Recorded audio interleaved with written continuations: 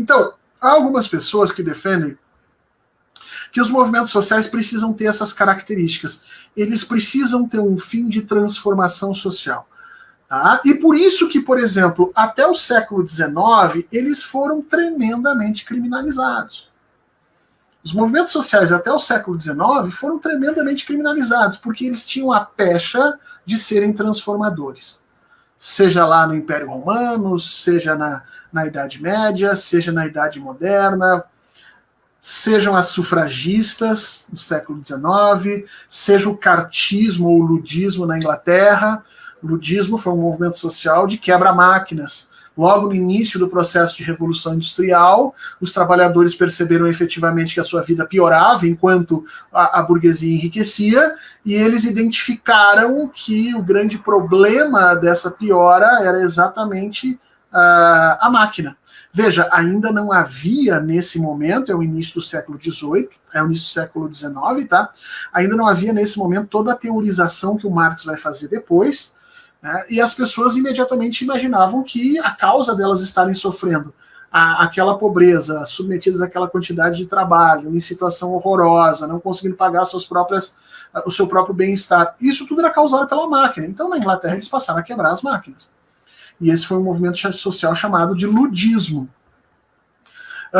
Da mesma forma, diante dessa irresignação, né, de uma situação social adversa, surge também o cartismo, a partir de 1834, né, que também se desgosta com as situações sociais da Inglaterra do século XIX, mas ao invés de partir para a violência, eles partem para a exigência de representação no parlamento inglês.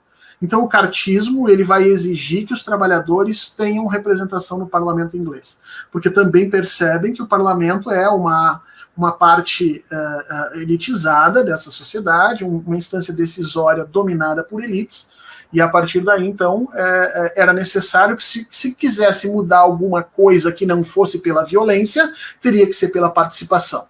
E o cartismo vai ser esse primeiro movimento que vai exigir participação. Não vai ganhar, tá, gente? Vai apanhar pra caramba, os caras mandam 2 abaixo-assinados, chegam a fazer greves, mas apanham pra caramba e o parlamento inglês não muda, né? No século XIX, portanto, a ideia é que os movimentos sociais eram apenas de 3 tipos. Ou revolucionários reivindicatórios, como tinha sido o cartismo, como tinha sido o ludismo, e isso a sociedade burguesa não aceitava de forma nenhuma, ou movimentos de secessão, que buscavam a separação de partes dos antigos impérios coloniais. A gente vai ter isso nos Estados Unidos, por exemplo, a chamada conspiração do chá, que vai em grande medida juntar os primeiros, né, acordes do nacionalismo norte-americano, que depois vai terminar lá no Boston Tea Party, né, na festa do chá de Boston, nas primeiras rupturas com a Inglaterra. Aquilo tudo vai se organizar um movimento social de caráter reivindicatório da secessão, né, da divisão que existia. Portanto, eles tinham ou esse caráter de busca de participação, de transformação das estruturas políticas, ou esse caráter de secessão, ou, e aqui entra o grande medo da burguesia, o caráter revolucionário que ele passa a ter especificamente na segunda metade do século XIX. Os anarquistas, os socialistas, começaram a se dar conta da força que é esse movimento de irresignação social.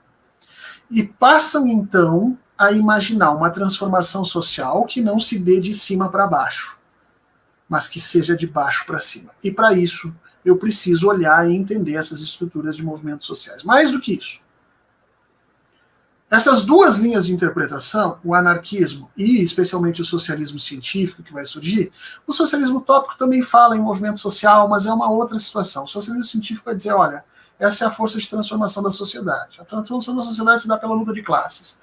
Então eu preciso convencer, eu preciso fazer com que as pessoas tenham uma coisa chamada consciência de classe. O movimento social seria e aconteceria a partir do momento que o indivíduo tivesse consciência do seu local na sociedade e tivesse um interesse de transformação. Era assim que se pensava no século XIX e é assim que começa toda a teorização de Karl Marx sobre essa coisa toda.